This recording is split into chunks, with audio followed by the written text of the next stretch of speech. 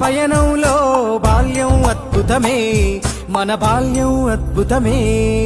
వీరి వీరి గుమ్మడి పండు వీరి పేరేమి, తాగుడు మూతలు దండకోర్ వీరి పేరేమి.